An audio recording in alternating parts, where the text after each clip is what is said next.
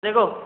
Sir, ang masasabi ko sa ating populasyon dahil sa dahilan ng kapusan,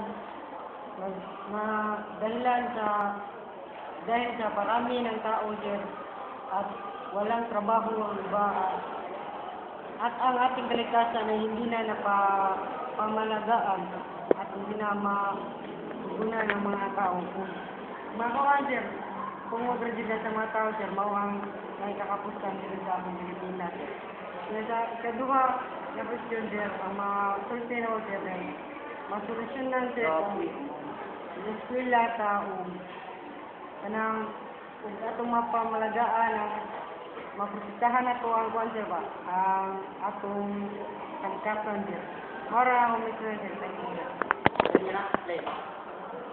Sir, ang masasabi ko sa yung video, sir, na ang problema sa tao, ang kalikasan ni sir, kay ang tao kay walay trabaho, kay dili sila o eskwela pag niagi nilang pagkabata nya ang mga tao mag-isod sila og pasok og trabaho kay kanang wala sila na eskwela, sir, nya kailangan nila ng edukasyon, sir.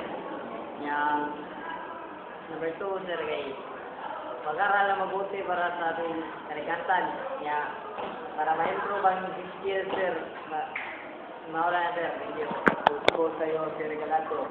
Naka-apekto talaga ang populasyon sa kahirapan sapagkat kaunti lamang ang nagtatrabaho at karamihan nito ay mga matatanda at mga bata. Kaya dito, kailangan meron tayong edukasyon.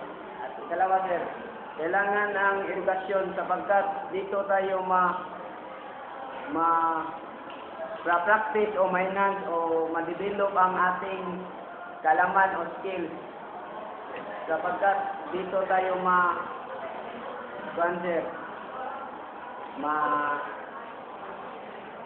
practice. Yun lang po. Maraming salamat.